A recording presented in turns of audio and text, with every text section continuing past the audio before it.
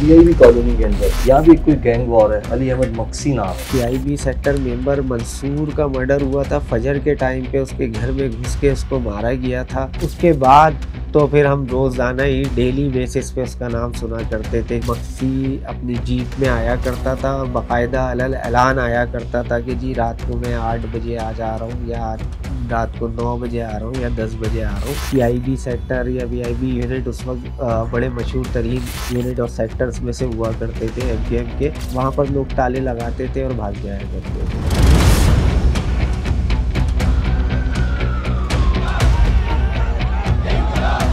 Lyari gang war के अंदर जो ये कारिंदे थे और ये जो किरदार थे, खासतौर पर जो कमांडर कहलाए जाते थे, सबसे सफाक कौन थे?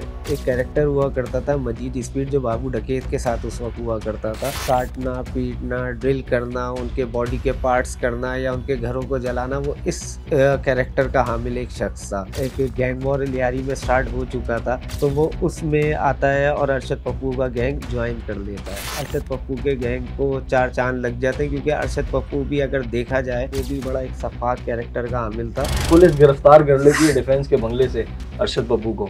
उसके बाद क्या होता है? ढोल बज रहे हैं, डांस हो रहे हैं, वहाँ पर सारी चीज़ें हो रही है, ऐलानात हो रहे हैं, लोग जमा हो रहे हैं। जितने भी लियारी के टॉप के गैंगस्टर्स थे, कमांडर्स थे, वो सारे वहाँ पर मौजूद होते। समझ लें कि सब ने ही अपना हाथ साफ करा। अब उसमें किसी ने गला काटा तो किसी ने हाथ काटा तो किसी ने पैर काटे तो किसी ने जलाया, और जलाने के बाद जो है वो उसको गटर में बहा दिया गया।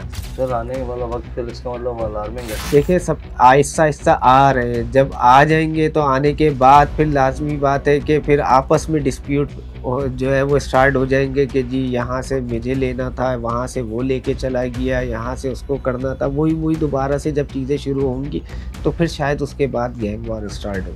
एमएम पॉडकास्ट के साथ मैं हूं फराज अहमद। नाज़रीन, आज हम बात करेंगे लियारी गैंग वॉर के उन कारिंदों के बारे में जिनका नाम लेकर लोग नाम सुनते ही डर जाते थे, और उनकी सफाकियत इस हालत की थी कि अगर उनकी लाशों के पास, जब वो मर भी गए थे तो उनकी लाशों के पास कोई जाने को तैयार नहीं था। इसके अलावा एक से दो मखसूस ग्रुप ऐसे हैं जो अभी भी कराची के अंदर ऑपरेट कर रहे हैं। लियारी के अंदर खास तौर पर अगर हम बात करें पीआईबी कॉलोनी के अंदर लियारी गैंग वॉर के जो लोग हैं वो अभी भी ऑपरेट कर रहे हैं, वो अभी भी भत्ता ले रहे हैं। इस सब सूरत हाल पर बात करने के लिए हमारे साथ मौजूद है सीनियर क्राइम रिपोर्टर हैं फराज खान साहब। सर अस्सलाम वालेकुम। सर खैरियत से हैं? तबीयत ठीक है? सर वो जो पहला शो हमने रिकॉर्ड किया था बड़ा अच्छा चला, लोगों ने के बड़े कमेंट्स भी आए और उनकी जानिब से ये भी बड़ी वो किया गया कि जो ये सफाकियत थी, खास तौर पर अगर हम बात कर लें लियारी गैंग वॉर का जो डर था वो किन लोगों की वजह से था, वो कौन से किरदार थे? सर सबसे पहले तो ये बताएं कि लियारी गैंग वॉर के अंदर जो ये कारिंदे थे और ये जो किरदार थे, खास तौर पर जो कमांडर कहलाए जाते थे, उनके अंदर ये सबसे सफाक कौन थे? देखिए, सबसे पहले लियारी में जो सबसे ज़्यादा सफाक जो कैरेक्टर था वो तो मजीद स्पीड हुआ करता था। लेकिन ये गैंग वॉर्स के पहले की बात थी। ये मिड 90s में एक कैरेक्टर हुआ करता था मजीद स्पीड, जो बाबू डकैत के साथ उस वक्त हुआ करता था। वो इस कैरेक्टर का हामिल था जो लोगों को ना सिर्फ ऐसे ये नहीं कि गोली मार के मार देना होता है वो, बल्कि लोगों को काटना, पीटना, ड्रिल करना, उनके बॉडी के पार्ट्स करना या उनके घरों को जलाना, वो इस कैरेक्टर का हामिल एक शख्स था। फिर कुछ इशू हुआ और उस इशू के बाद उसको लियारी से फ़रार होना पड़ा और वो ईरान जो है वो मफरूर हो गया था। कोई 95 के अराउंड की बात है।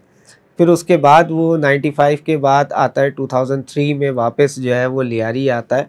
और लियारी आने के बाद उस वक्त क्योंकि एक गैंग वॉर लियारी में स्टार्ट हो चुका था अरशद पप्पू और रहमान डकैत के दरमियान, तो वो उसमें आता है और अरशद पप्पू का गैंग ज्वाइन कर लेता है। और इस तरह से जो है वो समझ लें कि अरशद पप्पू के गैंग को चार चांद लग जाते हैं, क्योंकि अरशद पप्पू भी अगर देखा जाए तो किसी न किसी हद तक जो है वो मजीद स्पीड का जो कैरेक्टर था उसी टाइप के कैरेक्टर का ख़ुद भी एक आदमी था। वो भी बड़ा एक सफाक कैरेक्टर का हामिल था।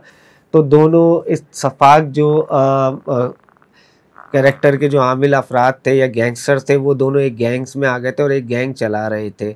और यही सिलसिला था क्योंकि लियारी में जब गैंग वॉर स्टार्ट हुआ तो उस वक्त एक दूसरे को ही टारगेट किया जाता था, यानी gang war to gang war चल रहा था या गैंगस्टर टू गैंगस्टर था। ऐसा नहीं था कि किसी के गैंगस्टर के दोस्त को या उसके राइवल ग्रुप के किसी भी रिलेटिव को या किसी नेबर को या किसी भी जानने वाले को, दोस्त को, किसी को भी टारगेट नहीं किया जाता था।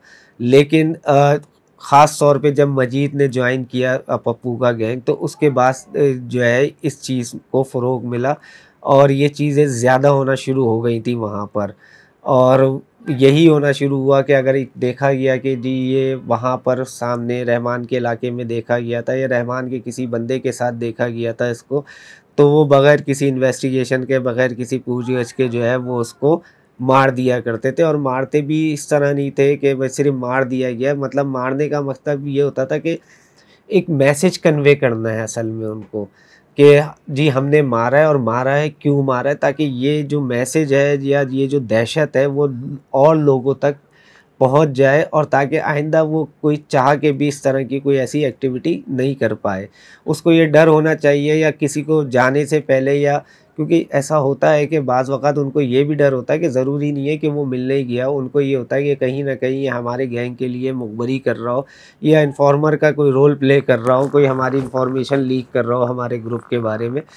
तो ख़ास तौर पे जब ऐसे केसेस सामने आते थे, तो वो उन लोगों को मारना स्टार्ट कर देते थे। मारने में मैंने आपको बताया कि वो मारने का मकसद सिर्फ़ मारना नहीं होता था कि सिर्फ़ 1% 2% आपने मार दिया और आपने अपनी भड़ास निकाल दी या जो आपका केस था आपने सॉल्व कर दिया। बेसिकली मैसेज कन्वे करना था बस, ताकि और कोई ऐसा ना कर सके। और ये बड़े अरसे चलता रहा।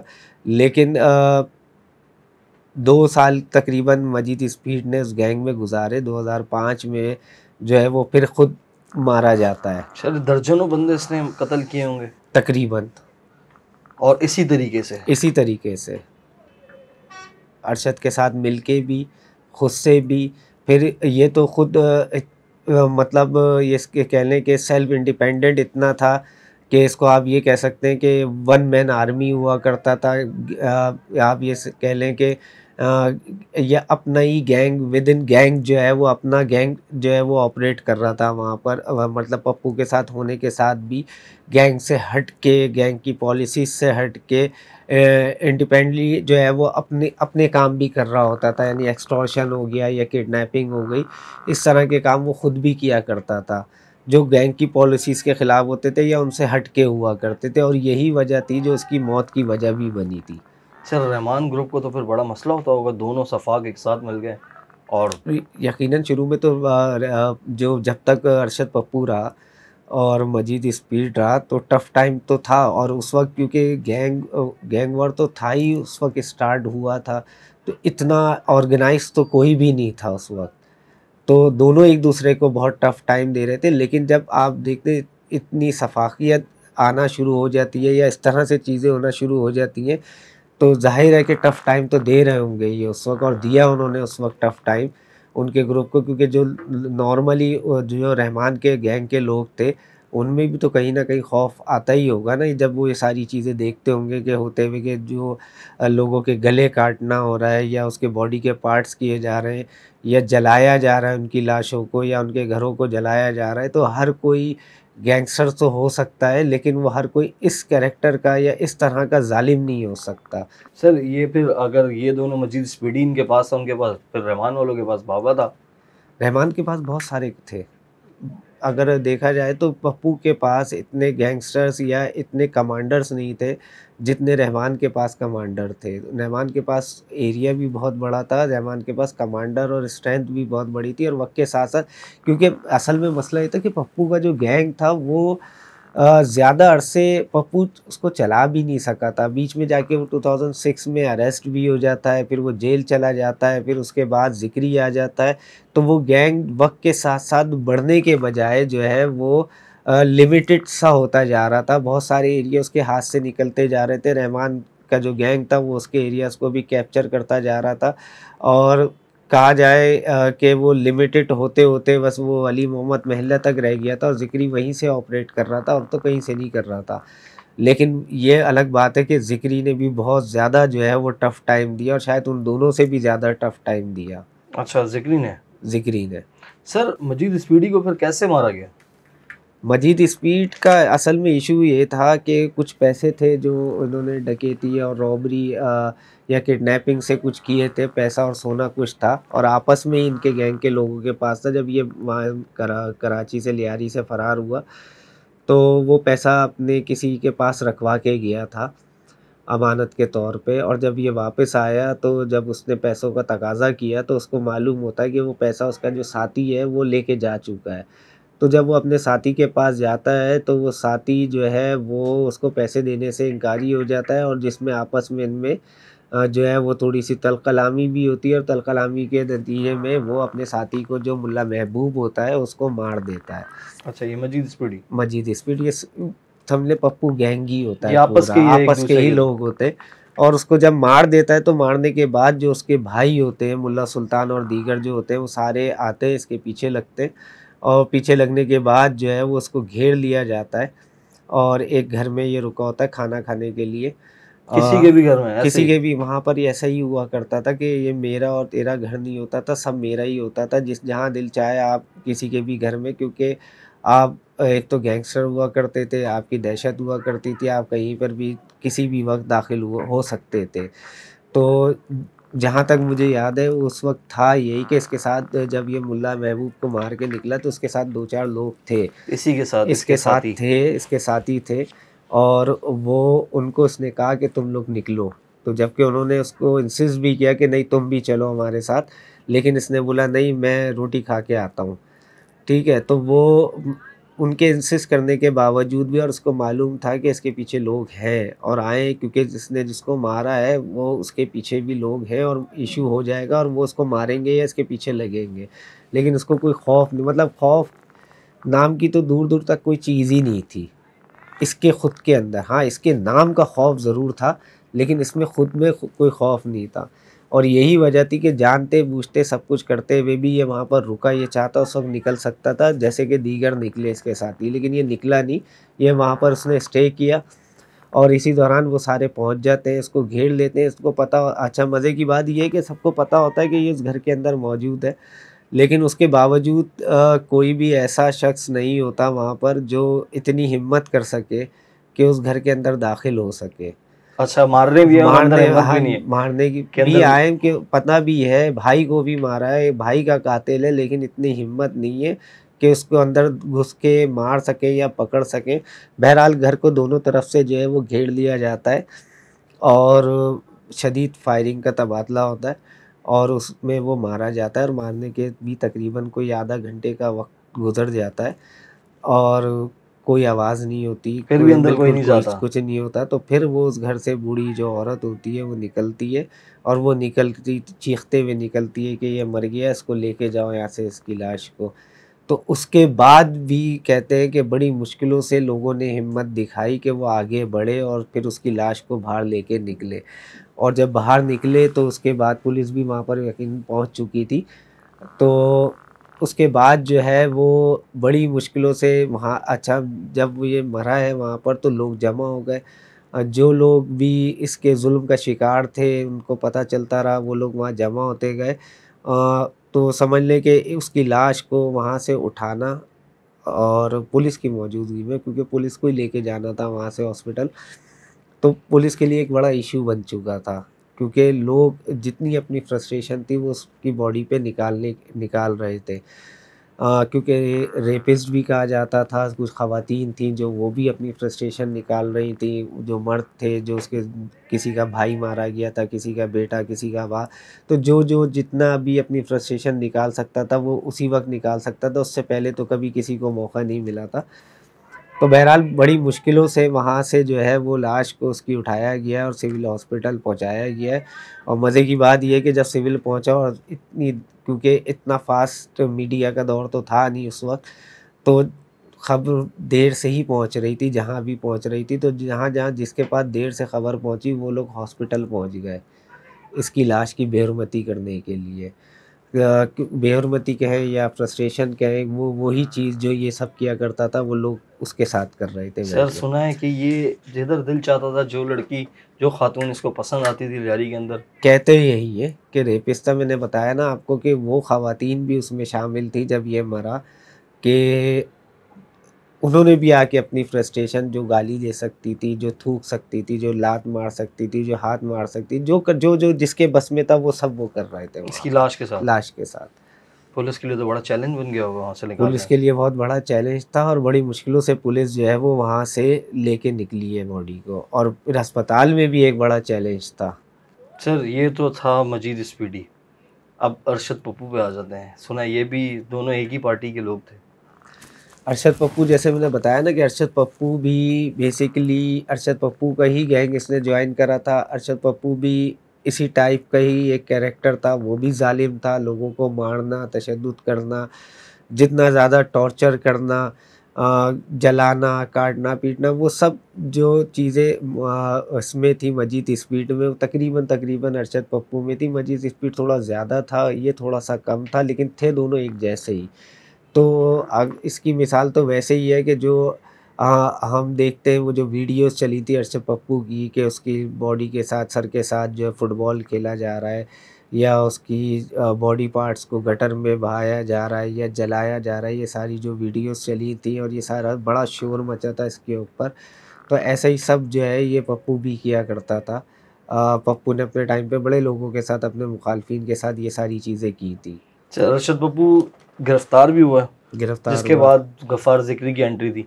सर अरशद पप्पू फिर वापस आया है, तो अरशद पप्पू गिरफ्तार कैसे हुआ, बाद में इनके हाथ कैसे लगा, और उज़ैर जान से इसका क्या कांटेक्ट था?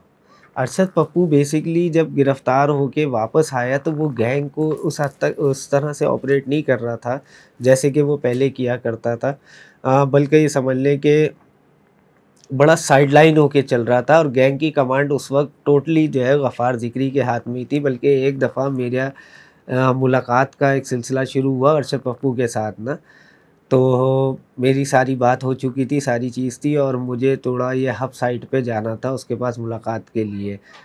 तो इत्तेफ़ाक की बात ये है कि उस वक्त चौधरी असलम जो है वो ज़िंदा थे और गार्डन हेडक्वार्टर में हुआ करते थे। तो वो अपने सेल में, तो ऐसे ही मैंने, पता नहीं मेरे दिमाग में कि उस वक्त क्या आया, तो मैंने चौधरी साहब से ज़िक्र कर दिया, मैंने यार चौधरी साहब मैं जा रहा हूँ। तो कहने लगे कहाँ जा रहे हो? मैंने बोला वो मैं पप्पू के पास जा रहा हूँ। चौधरी साहब ने मुझे यूँ करके देखा, बोला आप बाहर टहल रहे थे, हम लोग वहीं उनके ऑफिस के बाहर।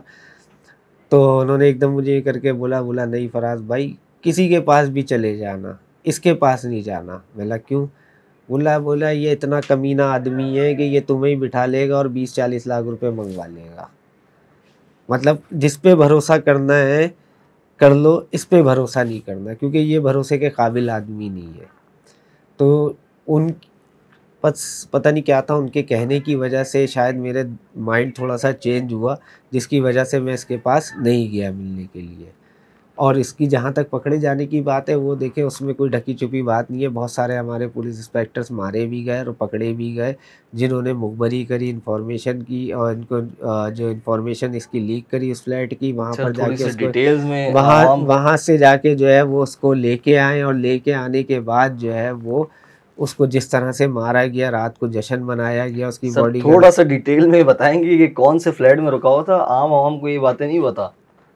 यार वो डिफेंस के एक फ्लैट में था, और वहाँ पर समझ लें एक पार्टी सी चल रही थी उनकी, क्योंकि जैसे मैंने बताया ना कि वो गैंग में इतना फोकस नहीं कर रहा था, गैंग उसका ऑलरेडी चल रहा था और ज़िक्री उसका गैंग अच्छा चला रहा था। तो वो गैंग से दूर अपनी एक नई ज़िंदगी जो है वो एंजॉय कर रहा था। और इसी दौरान जो है जो पुलिस के जो 2-4 एसएचओस थे वहाँ लियारी के ही थे, और काफ़ी सारे नीचे पुलिस वाले भी थे, जिन लोगों ने मिल के जो है वो उनके पास एक इन्फॉर्मेशन आती है कि जी पप्पू इस टाइम पर इस फ्लैट पर मौजूद है। और फिर वो पुलिस की मोबाइलें जाती हैं वहाँ पर, वर्दी में और सिविल जो है ड्रेस में लोग जाते, और जाने के बाद उसको जो है वहाँ से रेड करके उसको पकड़ के लेके आते हैं, और पकड़ के लेके आने के बाद जो सर हुआ। रेड करना इतना आसान होता है कि वो भी एक गैंगस्टर नहीं, असल में पता मुसलमान। नहीं था ना, मैं बता रहा हूँ ना कि वो नॉर्मली एक लाइफ जी रहा था और उसके साथ 2-4 लोग थे, बस से ज़्यादा नहीं था, जिसमें उसका भाई भी एक शामिल था, गलबन यासिर अरफात। तो वो इन लोग इतना वो भी एक्सपेक्ट नहीं कर रहा था कि ये सब कुछ हो जाएगा उसके साथ। तो इसलिए जो है वो मारा गया और पकड़ा गया, और यहाँ से ये पकड़ा सबके गया। साथ हुआ है। अच्छा ये ये यहाँ से पकड़ा गया, हाँ, उसके बाद इसको पुलिस लेके गई है। हाँ पुलिस ही कहेंगे, पुलिस गैंगस्टर दोनों मिलके एक पुलिस की मोबाइलों में ज्वाइंट ऑपरेशन था। पुलिस की मोबाइलों ज्वाइंट में ऑपरेशन जैसे हम सुनते हैं ना कि ज्वाइंट ऑपरेशन है, वो तो हमने तो रेंजर्स और ज्वाइंट पुलिस का सुना हाँ है। तो अब ये भी एक ज्वाइंट था। और इसमें तो अब कुछ भी नहीं छुपा हुआ, कोर्ट में वो लोग अरेस्ट हुए, जीआईटीज बनी, सारी चीज़ें सामने आ गई। क्योंकि उसकी वजह ये है कि लियारी में पुलिस उन्हीं की हुआ करती थी, गैंग वॉर की। गैंग वॉर की होती थी, वही पुलिस लगाते थे। एसएचओ उसको किसको किसको एसएचओ लगाना है, किसको एडमिरल लगाना है, जो भी लगता था उनकी मर्जी से ही, ज़्यादातर जो है वो उनकी मर्जी के ही हुआ करते थे। सर गालिबन ये इसका इशू ये था कि उजैर जान के वालिद को उसने मारा था। अगर देखें हम पप्पू की बात करते हैं, हम मजीद स्पीड की बात करते हैं, या बाबा की बात भी कर लें, या किसी और की भी बात कर लें, तो आप ये ज़रूर कह सकते हैं कि हाँ यार वो थोड़े सफाक लोग थे, जालिम लोग थे, टॉर्चर करने वाले थे। इन सब की निस्बत अगर देखा जाए तो उज़ैर ऐसा नहीं था।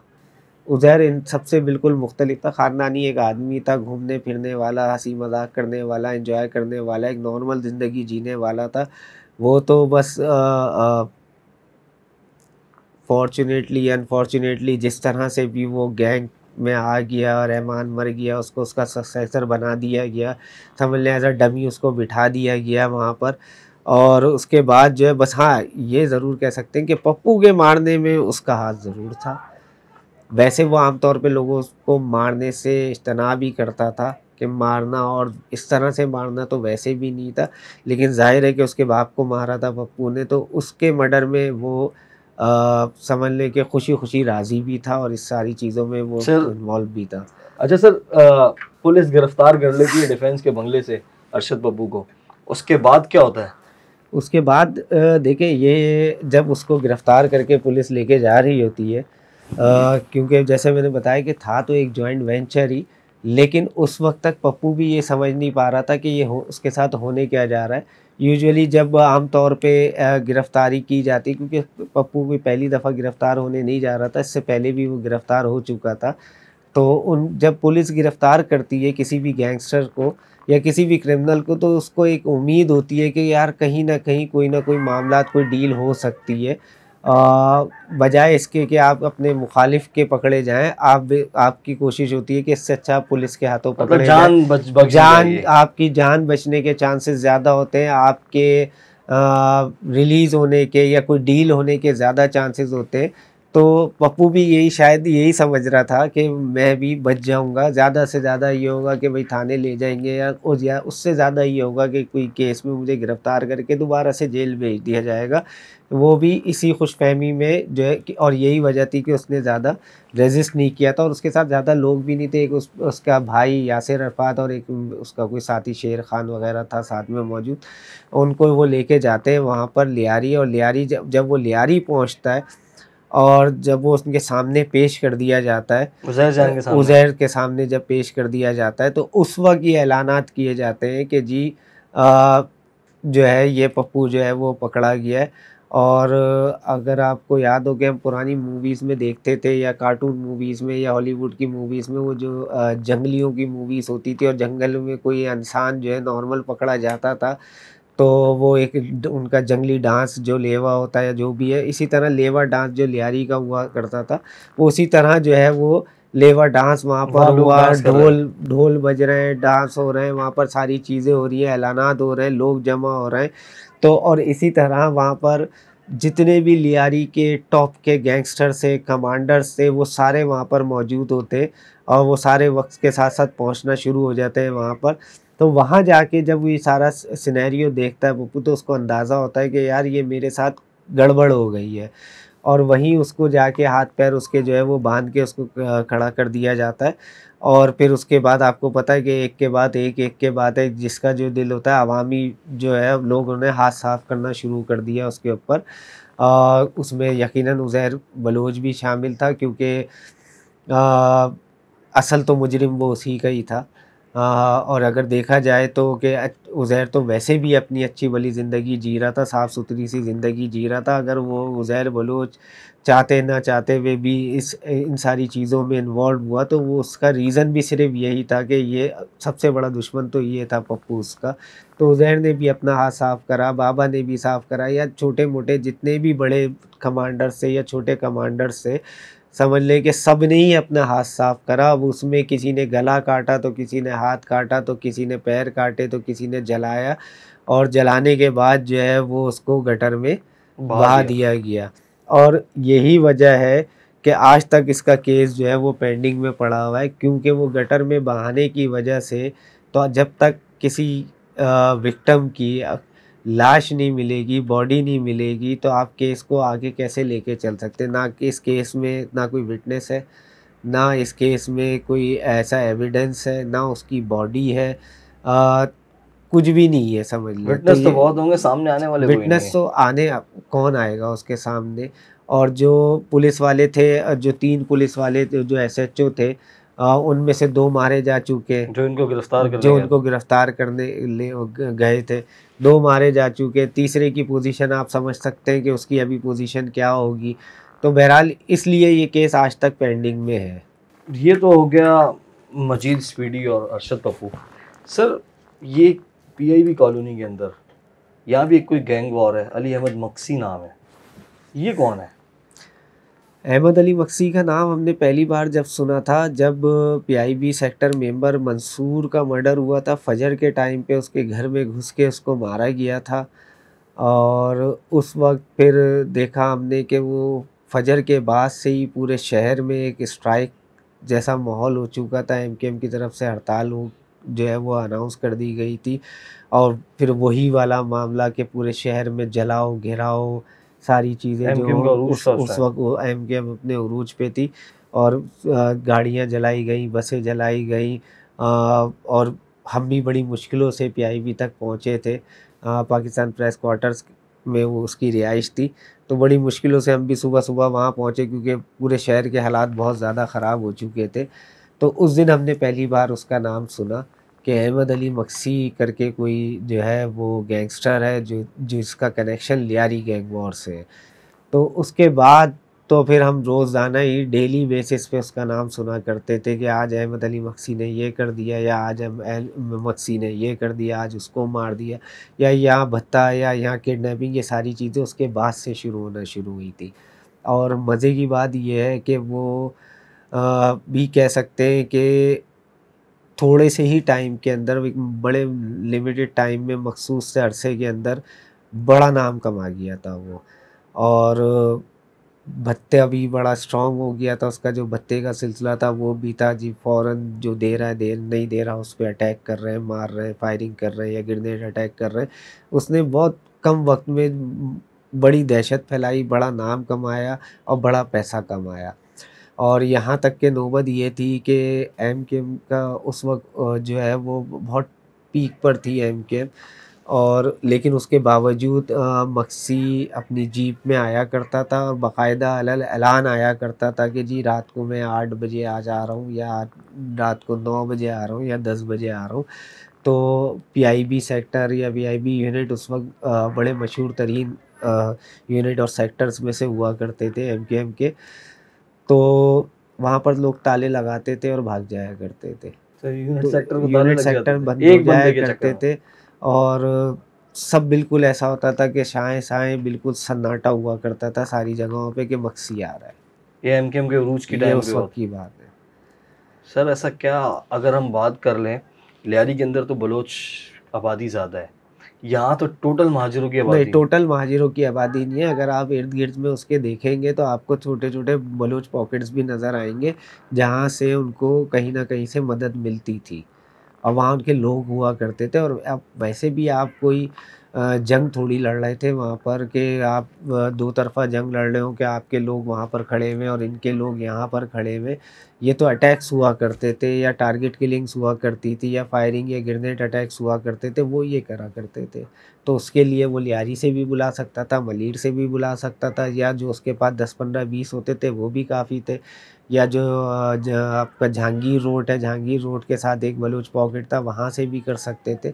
वो तो कहीं से भी उसको सपोर्ट मिल सकती थी इन कामों के लिए। बोलते हैं बड़े उसके ऊपर एफआईआर है पीएबी कॉलोनी में, जी, बहुत एफआईआर थानों में अभी भी सर बोलते हैं। अभी भी, बल्कि जो अभी गैंग्स ऑपरेट कर रहे हैं उनमें से एक गैंग दोबारा से जो एक्टिव हुए हैं गैंग लियारी के, उनमें से एक अहमद अली मक्सी का भी गैंग है जो ऑपरेट हुआ है, और अभी कुछ एफआईआर्स भी हुई हैं, कुछ इसके लोग भी जो है एक्सटॉर्शन के केस में जो है वो अरेस्ट हुए।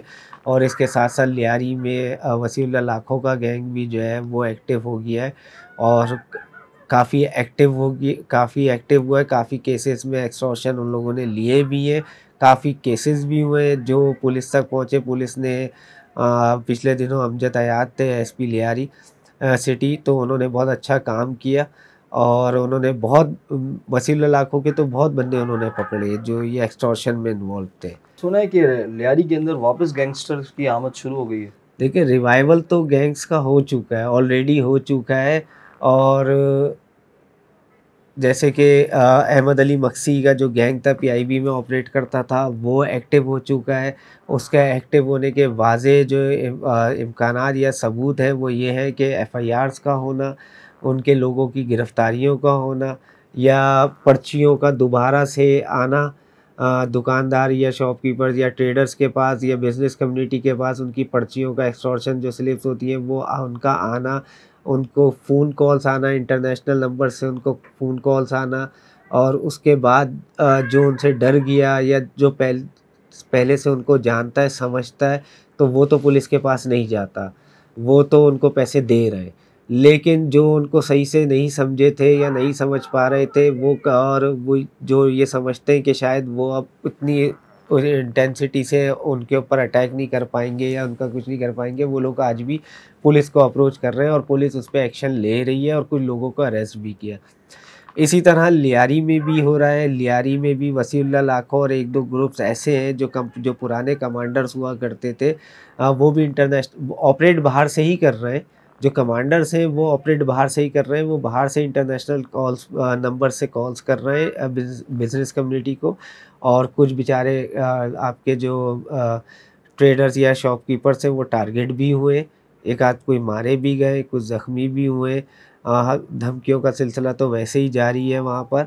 और उसके बाद जो है वो जो एक्सटॉर्शन का सिलसिला है वो दोबारा से शुरू हो रहा है। और उसके साथ साथ जो लोग जेलों में थे, जेलों से रिलीज़ हो के आ रहे हैं, तो उनको भी तो अपने सर्वाइवल के लिए कुछ ना कुछ करना है, तो वो दोबारा से इस एक्टिविटीज़ में इन्वॉल्व होते जा रहे हैं। लेकिन क्या आपको लगता है कि उस पीक पर ये वापस चले जाएंगे? उस पीक पर तो नहीं जाएंगे, लेकिन ये ज़रूर है कि अभी तो देखिए स्टार्टिंग हुई है। अभी अब सबसे पहले हमने देखा वसीउल्लाह लाखों का गैंग आया, फिर उसके साथ एक और गैंग आया, फिर अहमद अली मक्सी का गैंग दोबारा से एक्टिव हुआ। फिर इसी तरह जो जेलों से निकल के रिलीज़ होके बेल पर आ रहे हैं या रिलीज़ होके आ रहे हैं, वो लोग आके दोबारा से जो है वो रिजॉइन कर रहे हैं गैंग्स को। तो इसी तरह बहुत सारे जो कमांडर्स हैं, ख़ास तौर पे जो जैसे ताजू टाइप के या दीगर और जो गैंग्स हैं या फैसल पठान है, या बहुत सारे इस तरह के कमांडर्स हैं जो बाहर से ऑपरेट कर रहे हैं, तो वो कहीं न कहीं तो देखा-देखी एक दूसरे के दोबारा से जब वो देखेंगे माहौल बन रहा है, दोबारा से वही एक्टिविटीज़ हो रही हैं, लोगों में, ताजिरों में खौफ की फ़िज़ा फैल रही है, तो वो भी जो है इस बहती गंगा में अपने हाथ ज़रूर धोएँगे। अभी अब वो लड़ाई उस लेवल पे जाते हैं या नहीं जाते ये तो वक़्त बताएगा, लेकिन ये चीज़ें एक्टिविटीज़ जो है वो दोबारा से स्टार्ट हो गई है या गैंग वॉर। हाँ, लेकिन ये है कि अब ये गैंग वॉर की तरफ फ़िलहाल तो नहीं जा रहा है। अभी तो फ़िलहाल ये एक्सटॉर्शन है या किडनैपिंग कह लें, या सबसे जो इनके पुराने काम हुआ करते थे ड्रग्स के, उस अच्छा, काम पे जा रहे हैं। अब नया एक काम प्रॉपर्टी का आ गया है, उस पे जा रहे हैं। अब ये सिर्फ़ और सिर्फ़ पैसे की तरफ जा रहे हैं कि जिन चीज़ों से ये पैसा कमा सकें। प्रॉपर्टी का सर कौन सा काम आ गया इनके लिए? लियारी में बहुत सारे काम हो रहे हैं, पूरे शहर में जैसे पोर्शन बन रहे हैं वैसे लियारी में भी बन रहे हैं, बिल्डिंग्स बन रही है, पोर्शन बन रहे हैं, तो ये सारे कामों में ये भी इन्वॉल्व है। अच्छा, ये बना रहे हैं या उनसे पैसे ले रहे हैं? उनसे पैसे ले रहे हैं, बना भी रहे हैं, सब कुछ कर रहे हैं ये लोग। सर आने वाला वक्त फिर इसका मतलब अलार्मिंग है। अलार्मिंग इसलिए है कि अभी तो देखिए सब आहिस्ता आहिस्ता आ रहे हैं, जब आ जाएंगे तो आने के बाद फिर लाजमी बात है कि फिर आपस में डिस्प्यूट जो है वो स्टार्ट हो जाएंगे कि जी यहाँ से मुझे लेना था, वहाँ से वो लेके चला गया, यहाँ से उसको करना था, वही वही दोबारा से जब चीज़ें शुरू होंगी तो फिर शायद उसके बाद गैंग वॉर स्टार्ट हो। लेकिन अभी तो फिलहाल ये है कि सब अपना अपना अपना अपना एक दूसरे को शायद सपोर्ट भी कर रहे हो अभी इस मंशियात की स्टेज पे तो। लड़ाइयाँ जहानाबाद हाँ, में फिर भी। जब पैसे का इशू आना शुरू हो जाएगा तो आप लाजमी है कि जब एक कमांडर दूसरे कमांडर के एरिया में इंटरफेयर करेगा या उसके काम में करेगा तब जाके इश्यूज होंगे। अभी तो समझ लें स्टार्ट हुआ है, जब 10-5 और आएंगे, दो सब एक्टिव हो जाएंगे, उसके बाद इश्यूज जो है वो खड़े होंगे। सर बहुत बहुत शुक्रिया, आज आपने टाइम दिया। नाज़रीन, ये थे फराज खान साहब। इन्होंने मजीद स्पीडी और गफ़ार ज़िक्री के बारे में बड़े तफसीलन बताया, और ये कितने सफाक लोग थे और इनका इख्तिताम और इनकी आखिरत किस तरीके से आई, आपने सब कुछ सुना। अब तक के लिए इतना ही, मुझे इजाज़त दीजिए। अल्लाह हाफ़िज़।